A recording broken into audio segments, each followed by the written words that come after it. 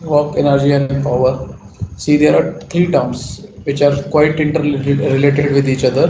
One is work, another one is energy, and let us first of all see the difference between work and energy.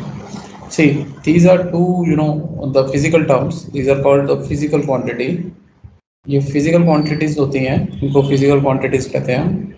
Not only these, सबको ही physical quantities कहते हैं. Work, energy, power and velocity, acceleration, these all are called physical quantities.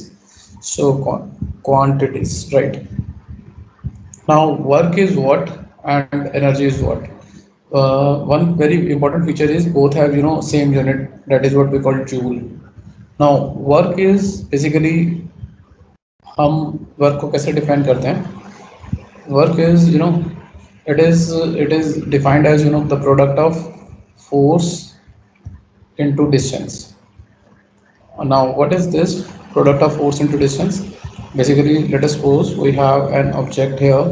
हमारे पास कोई object है A, और हमने इसके ऊपर फोर्स लगाया F, और ये ऑब्जेक्ट जो है इस पोजीशन से इस पोजीशन तक मूव कर गया. Say this is a position number A, this is position B. So work done कितना होगा? वर्क डन होगा force into distance. It means F into distance is A B. This distance is travelled, and इसकी unit जो होती है वो होती है जूल.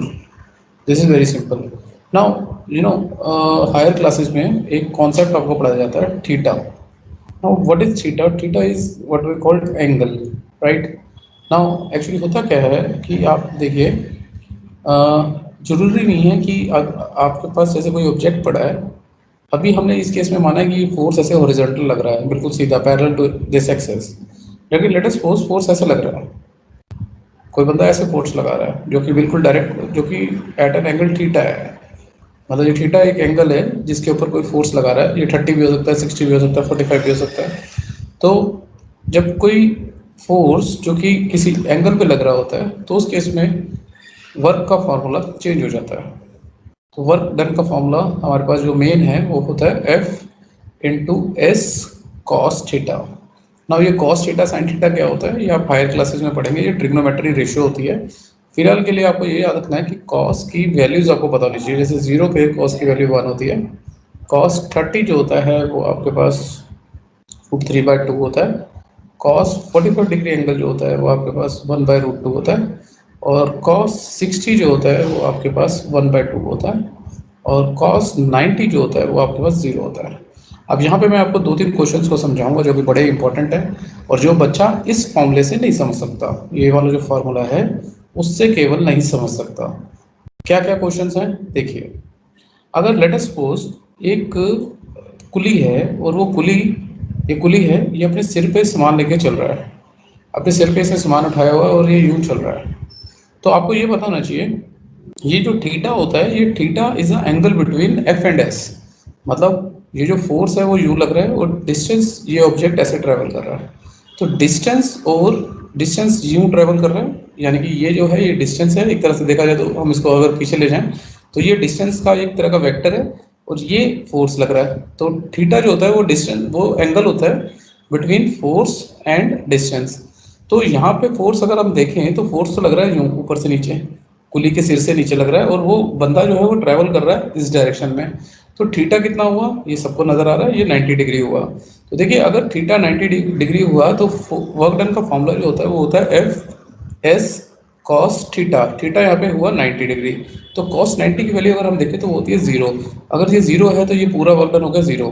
तो इसका मतलब जब भी कोई व्यक्ति, कोई भी बंदा अपने सिर पे सामान रख करके चल रहा है, चाहे वो आप लोग क्यों नहीं है, चाहे वो कुली क्यों नहीं है, उसका वर्क डन 0 होता है. तो दिस इज वेरी इंपॉर्टेंट.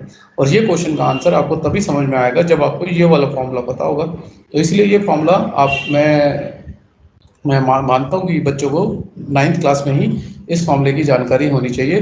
बाकी ये फॉर्मूला हायर क्लासेस में पढ़ाया जाता है.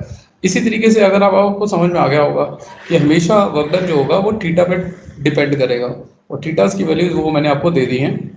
ये ट्रिग्नोमेट्री की रेशियोज होती हैं जो कि आप हायर क्लासेस के अंदर पढ़ेंगे. तो अभी आपको फिलहाल के लिए कंफ्यूज होने की जरूरत नहीं है.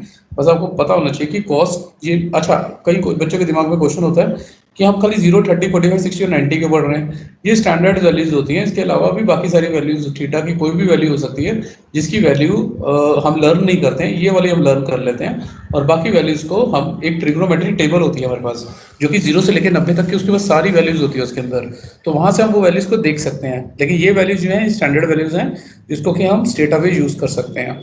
तो आई थिंक वर्क डन आप सबको समझ में आया होगा कि वर्क डन जो होता है, जो कि 9th क्लास में केवल ये पढ़ा देते हैं, फोर्स इंटू डिस्टेंस होता है, वो गलत है। गलत नहीं, वो बेसिकली हम ये कहेंगे। अब देखिए ये वाला फॉर्मूला क्यों पढ़ाया गया है 9th क्लास में। अधिकतर क्वेश्चन जो होंगे वो ऐसे होंगे कि फोर्स आपने लगाया, सीधा लगाया, सीधा लगाने का मतलब थीटा 0 है। तो अगर थीटा 0 है, क्योंकि डिस्टेंस भी जो चल रहा है और फोर्स भी जो लग रहा है, तो cos 0 जो होता है 1 होता है।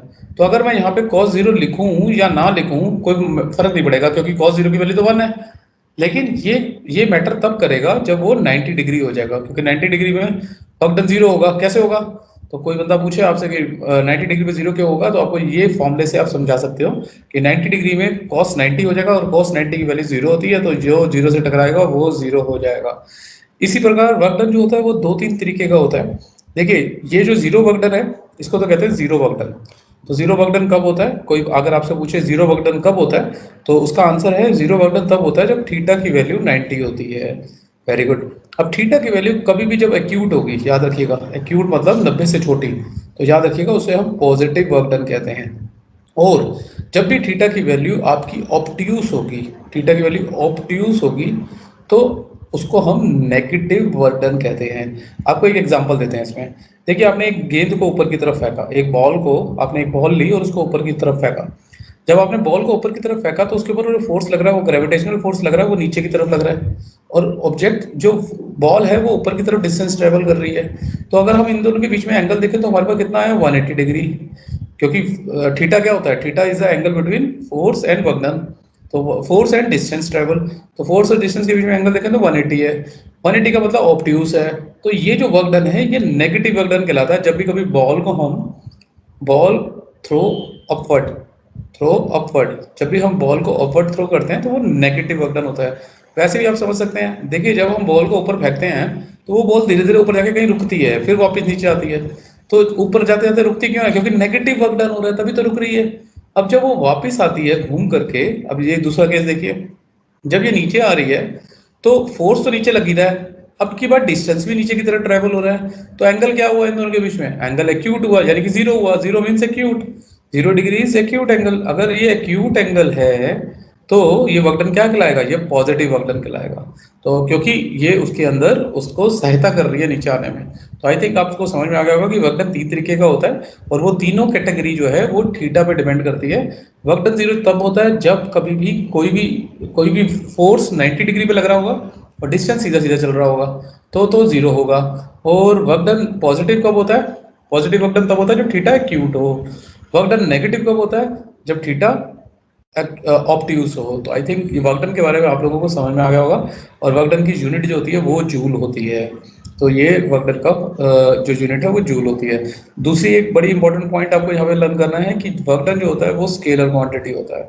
Work done is a scalar quantity. ये स्केलर होता है, वेक्टर नहीं होता, क्योंकि इसके अंदर केवल मैग्नीट्यूड होता है, ये डायरेक्शन नहीं होती है इसके अंदर कोई भी। तो ये भी आपको लर्न करना है कि work done is a scalar quantity. इसके बाद आपको जो पढ़ना है वो है energy. So let's discuss energy. Energy को समझने से पहले आप ये समझिए, एनर्जी और वर्क डन एक ही बात होती है। एनर्जी और वर्क डन एक ही चीज़ होती है, क्योंकि दोनों की यूनिट जूल है। तो दोनों की यूनिट जूल है और ये दोनों एक ही चीज़ होती है, लेकिन हल्का सा फर्क है। एनर्जी जो है वो डिफरेंट डिफरेंट फॉर्म्स में पाई जाती है, पर्टिकुलरली काइनेटिक एनर्जी और पोटेंशियल एनर्जी। और एक और टाइप ऑफ एनर्जी होती है जिसको हम कहते हैं मैकेनिकल एनर्जी। मैकेनिकल एनर्जी जो होती है वो इन दोनों एनर्जीज का सम होती है। तो कोई भी बंदा आपसे पूछे मैकेनिकल एनर्जी क्या होती है, तो it is a sum of kinetic energy plus potential energy. Now kinetic energy क्या होती है साहब? Kinetic energy is a energy due to motion. Due to motion, जब भी कोई चीज चल रही होगी तो हम उसमें बोल देंगे काइनेटिक एनर्जी है। और पोटेंशियल एनर्जी किस वजह से होती है? Due to position. ये पोजीशन की वजह से होती है। अब इसको जरा समझते हैं कि पोजीशन और मोशन होता क्या है। ओके, लेट अस सपोज कि आपके पास, आप एक बाइसाइकिल चला रहे हो, आप एक बाइसाइकिल चला रहे हो, आपने एक बाइसाइकिल ली और आप इसको रन कर रहे हो। राइट? तो अगर आप किसी बाइसाइकिल को चला रहे हो, तो अगर वो बाइसाइकिल चल रही है, तो उसके अंदर मोशन है, उसके अंदर वेलोसिटी है। तो वेलोसिटी जब भी कभी होगी, तो उसके अंदर काइनेटिक एनर्जी होगी। और पोटेंशियल एनर्जी कब होती है? पोटेंशियल एनर्जी हमेशा हाइट की वजह से होती है। अगर ये हॉरिजॉन्टल चला रहे हो आप, तो इसके अंदर पोटेंशियल एनर्जी ज़ीरो है, यहाँ पे पोटेंशियल एनर्जी नहीं है। लेकिन लेट अस सपोज आप यही यही यही अपनी साइकिल आप एक पहाड़ पे ले गए, या किसी ऊंचाई पे आप चला रहे हो, और उस ऊंचाई की हाइट h है, हॉरिजॉन्टल से। तो जहां कहीं हाइट होगी, माय डियर, इसको याद कर लो, वहां पे पोटेंशियल एनर्जी होगी। तो वहां पे पोटेंशियल एनर्जी भी है, और क्योंकि ये चल रही है तो काइनेटिक एनर्जी भी है। इसके अंदर दोनों एनर्जी है।